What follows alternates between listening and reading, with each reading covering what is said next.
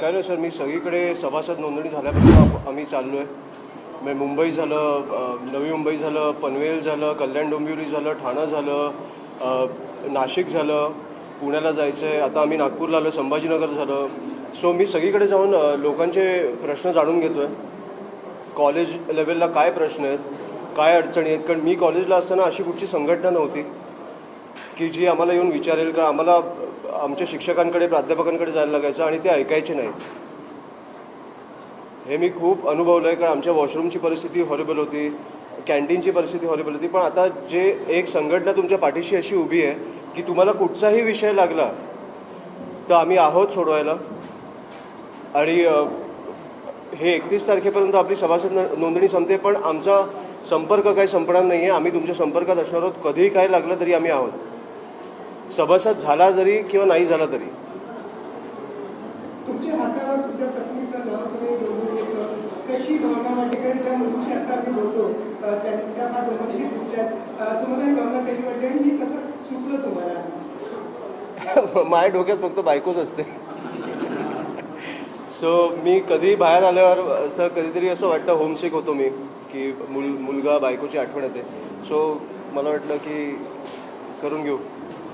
बऱ्याच विद्यार्थिनींशी आपण संवाद साधला, त्यांनी काही समस्या सांगितल्या, काय संवाद झाला? अनफॉर्च्युनेटली इकडे, फॉर्च्युनेटली अनफॉर्च्युनेटली मला माहीत नाही, पण कुठेही जातो आहे तिकडे म्हणजे सगळ्यांना फोटोज काढायचे आहे. आणि त्यांचे विषय सांगण्यापेक्षा जास्त त्यांना सेल्फीजमध्ये इंटरेस्ट आहेत. जे मला खूप आवडतं आहे, जे ते प्रेम आहे, तो उत्स्फूर्त प्रतिसाद आहे, तो खूप आवडतो आहे. पण शेवटी मी गेल्यानंतर त्यांच्या अडचणी पण सुटल्या पाहिजेत. त्याच्यामुळे मला पहिल्या अडचणी जाणून घ्यायच्या आहेत. मी फोटो काढायला तुमच्यासाठी दिवसभर उभा आहे. मी नागपूरला आलो आहे, आज मी दिवसभर उभा राहतो. आपण इंडिव्हिज्युअल लेवलला फोटो काढू, पण तुमच्या शेवटी अडचणी आहेत. आता मी बाहेर भेटलो, त्या मुलींनी मला सांगितलं नाही, पण मला जेव्हा मी वॉशरूमला गेलो इकडे, मला कळलं की इकडच्या वॉशरूमची परिस्थिती हॉरिबल आहे. घाणेरडा वास आहे, परिस्थिती बिकट आहे. अशा परिस्थितीत मी मुलांच्या ह्याच्यात गेलो. मुली कशा जात असतील मला माहीत नाही. त्याच्यामुळे ह्या अडचणी जाणून घेण्यासाठी मी आलो आहे. आणि मला वाटतं की ह्याच्यावर पहिलं काम केलं पाहिजे. आपण फोटोज काढायला तर मी आहेच.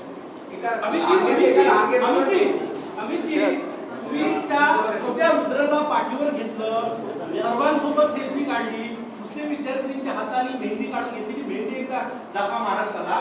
काय अनुभव होते हे सगळे? नाही, मला असं भेटायला खूप आवडतं. म्हणून मी तुम्हाला सांगतो की ज्या लेवलला मी निघालो आहे, मी महाराष्ट्रभर निघतो आहे, ज्या लेवलला प्रतिसाद आहे, असं प्रेम बघायला मी खरंच भारावून जातो कधी कधी. की अशी मुलं माझ्या पाठीवर बसत आहेत. मग तो रुद्र असेल किंवा कोणी असेल, मला हे खूप आवडतं. मुलींना भेटायला आवडतं, मुलांना भेटायला आवडतं. अडचणी जाणून घेतल्यानंतर त्यांच्याबद्दल चर्चा करायला आवडते. त्याच्यामुळे मी आय थिंक हा खूप उत्तम दौरा चालू आहे. आणि हे काय 31 तारखेनंतर थांबणार नाही. मी फिरतच राहणार आहे. जिकडे जिकडे विषय सोडवू शकतो तिकडे सोडवणार आणि जिकडे लोकांना भेटायचं तिकडे भेटणार. सो हे काय थांबणार नाही आहे. सेल्फी काढणे, मेहंदी काढून घेणे, जेनजीशी कनेक्ट होणारे ऍक्ट आहे. आणि कुठेतरी राजसाहेबांची आठवण ताजी करून देणारी दिसतात. सुमारे 20 वर्षांपूर्वी राजसाहेबांना आम्ही बघितलं. काय सांगा?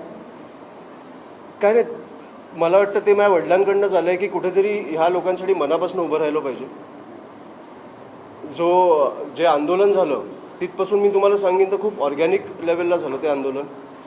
आणि तेव्हापासून आम्ही मनापासून त्यांच्या पाठीशी उभे राहिलो आहे. म्हणून हा प्रतिसाद आहे. कुठेतरी सरकार आत्ता जे जेनझी करतं आहे, जिकडे 20-21 मुलांनी आत्महत्या केली तिकडे तुम्हाला नाही वाटलं त्यांच्या पाठीशी उभं राहावं.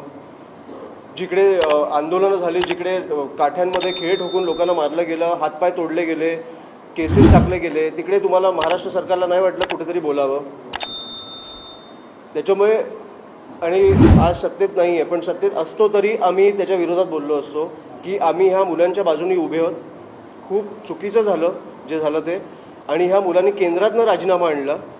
त्याच्यामुळे त्या मुलांनी आम्हाला लढायला शिकवलं आज.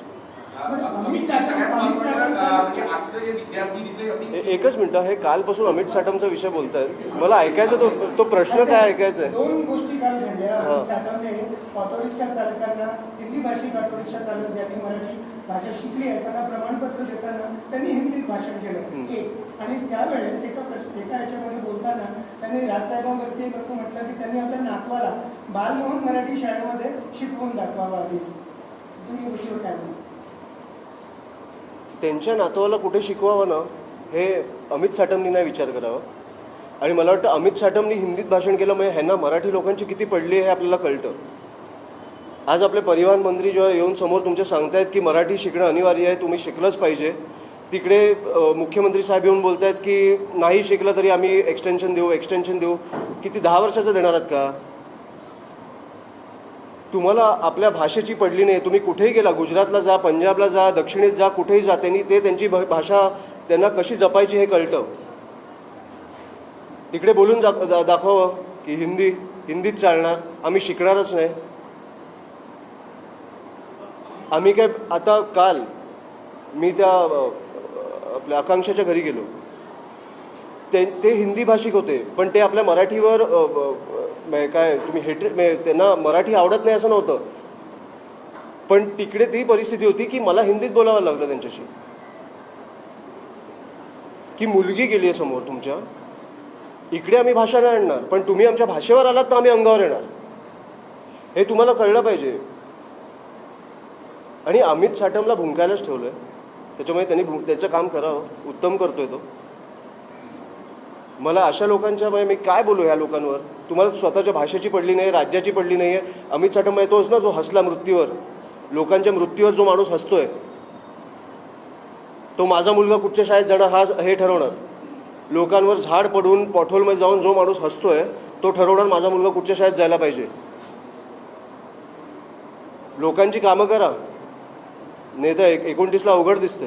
अमितजी, आमदार सुर्वे यांनी कार्यक्रम आयोजित केला होता. भोजपुरी गाणं लावलं, अश्लील डान्स त्या कार्यक्रमात झाला मुंबईचा प्रकार. नाही, तुम्हाला मी सांगतो ना, ह्या सरकारला पडली नाही आहे. हे गाणी बिणी हे खूप सेकंडरी झालं आहे आपल्यासाठी. इकडे आता मी पुण्याचं तुम्हाला सांगतो, मांजरी गावात तुम्ही कालच मला विचारलं की आज विचारलं, मला वाटतं आदिवासी आपली बंधू भगिनी 14 दिवसापासून उपोषणाला बसलेत त्यांच्या वसतिगृहाला घेऊन. मी तिकडे भेटायला जाणार आहे त्यांना. आज मला कळण्यात आलं GR रद्द झाला. हे GR रद्द होणं इथपर्यंत आपण ठेवूया नको, कारण जे लोक मृत्यू पावलेत नीटमध्ये त्यांना 1 कोटी जाहीर केलेले, ते अजून आले नाही आहेत, जाहीर केलेले. त्याच्यामुळे GR रद्द झाल्या आणि लोकांचं समाधान झालं ह्याच्यात खूप मोठा फरक आहे. ते समाधान होईपर्यंत आम्ही काम करतो, हे GR रद्द होईपर्यंत काम करतो. शिवाजी पार्क मैदान जे आहे ते MCA कडे देण्याबाबत मला वाटतं हे साहेबांकडे विषय आहे, ते बोलतील त्याच्यावर. साहेब हो, ह्या राजसाहेबांकडे विषय आहे, ते मला वाटतं मुख्यमंत्री साहेबांना जाऊन भेटले त्या विषयावर, त्याच्यामुळे तो विषय ते सांगतील मला. आजच्या दरम्यान लहानशे चिमुकली असो किंवा तरुणी असो, मुलं असो, सगळे सेल्फी काढण्याकरता. पण ठाकरे कुटुंबावर जेवढं महाराष्ट्राच्या या टोकावर पण प्रेम करतात तेवढे ठाकरे कुटुंबाची व्हिजिट किंवा नागपूर विदर्भाकडे फारसं लक्ष नसतं. हे सर्वसामान्य असो किंवा कार्यकर्त्यांची नेहमी भावना असते, प्रेम मात्र भरपूर मिळतं. असं आम्ही येत जाणार. आम्ही जेव्हा आता शेवटी कसं आहे की 36 जिल्हे आहेत, 255 तालुके आहेत आपल्याकडे, सगळीकडे फिरायला लागतं. आत्ताच मी नागपूरला येऊन गेलो, आपण भेटलेलो पण जेव्हा क्रिकेट टुर्नामेंट होती. मी येत असतो. तुम्ही मला सांगा किती महिन्यातनं किती वेळा यायला पाहिजे, मी येतो. काही असा इश्यू नाही आहे. साहेबांचा दौरा हो, पण साहेबांचा पण दौरा चालू आहे. आता त्यांचा दौरा नागपूरमध्ये कधी आहे हे मला माहीत नाही, पण मी तुम्हाला एवढं सांगतो की महाराष्ट्राचा माझा दौरा चालू झाला आहे, पहिला विदर्भातनं चालू होईल आणि नागपूरमधनं चालू होईल. आमची पेपर फुटीचं प्रकरण खूप वेगानं वाढतं आहे. ADTV मराठीनं जे प्रकरण तसाच लावलं होतं पेपर फुटीचं, त्यामध्ये ऋतुजा पाटील आणि मयूर ठाकरे अजूनही फरार आहेत आणि त्याची व्याप्ती वाढण्याची शक्यता. मुख्य म्हणजे MPSCने आधी असं म्हटलं होतं की असं काही घडलंच नाही, पण आता ते मान्य केलेलं आहे. MPSCची जी काही भूमिका आहे कसं वाटतं? नाही, मला वाटतं पेपर फुटी नाही होणार ह्याच्यावर आपण कधी काम करणार आहोत. पेपरफुटी झाल्यानंतर काय होणार ह्याच्यावर आपण किती तुम्ही कडक शिक्षा द्या. पेपरफुटी नाही होणार ह्याच्यावर कधी काम करणं. पेपरफुटी झाल्यानंतरच 21 लोकांनी आत्महत्या केली आहे ना. किती अंत बघणार आहात तुम्ही लोकांचा? कधी काम करायला चालू करणार आहात? म्हणजे जेनझी तुम्ही गृहीत नका धरू. मी तुम्हाला खरंच सांगतोय, हे लोक खूप शार्प आहेत. ह्या लोकांना कळतं ह्यांच्या पाठीशी कोण उभं राहतं. म्हणून मी बोलतो, हे आता जे चालू झालं आहे ह्या लोकांचं, की हे सभा घेत आहेत आणि जेनझीच्या प्रश्नांची उत्तरं देत आहेत. जेनझी प्रश्नच विचारत नाही आहेत. त्यांना प्रश्न विचारायला द्या. तुम्हाला बाहेरचा दरवाजा दाखवतील ते. त्यांच्याकडनं प्रश्न येऊ द्या. हे प्लॅन्ड प्रश्न कधी करू नका त्यांच्याबरोबर. त्याच्यामुळे मला वाटतं की हे लोकच ह्या लोकांच्या समोर गेले पाहिजे जे तुम्हाला प्रश्न विचारत आहेत आणि त्यांची उत्तरं दिली पाहिजेत. हे सरकार अकाउंटेबल नाही आहे, आन्सरेबल नाही आहे. जसं मी तुम्हाला काल बोललो, ती बिचारी आपली आकांक्षा तिने आत्महत्या केली आहे. कोणीही सरकारमधनं भेटायला आलं नाही आहे आजपर्यंत. आणि जेनझीची मतं आपल्याकडे कशी येतील हे बघतायत. त्या मुलीच्या वडिलांनी स्वतःची शेती विकली आहे. घरी कमवायला कोण नाही आहे. मुलगा 9वीत आहे. ह्या गोष्टीकडे आपण बघणार नाही आहोत का? का? कारण केंद्रातनं राजीनामा आला म्हणून आपल्या महाराष्ट्रामध्ये ज्यांनी आत्महत्या केल्या त्यांना विसरायचं. सो हे विकृत परिस्थिती आणून ठेवली सरकारने. आणि मला आज बरं वाटतं की तुम्ही सरकारला पण प्रश्न विचारताय. हे विरोधी पक्ष आणि पत्रकार मिळून आपण त्या सरकारला प्रश्न विचारले पाहिजे. चंद्रपूरचा एक मोठं रॅकेट उघड दिसत आहे, ज्यांनी बोगस डिग्र्या विद्यापीठाच्या वेगवेगळ्या डिग्र्या सापडलेल्या आणि मास्टर सुद्धा सापडले. म्हणजे हे प्रकरण असताना अशी डिग्र्या सुद्धा एक मोठं रॅकेट सापडलं आहे. देशभरातील 8 ते 10 विद्यापीठाच्या डिग्र्या आहेत. मला नाही माहिती आहे विषय, सॉरी. पण मी जसा दौरा होईल तसं चंद्रपूरला जाईन किंवा चंद्रपूरला आधी जाईन. असा विषय असेल तर मी बघून घेईन विषय काय. आणि मी नक्की आता मला हा विषय माहीत नाही. बघू. गर्जा हिंदुस्तान चॅनलला सबस्क्राईब करा आणि ताज्या घडामोडी जाणून घेण्यासाठी बेल आयकॉनवर प्रेस करा.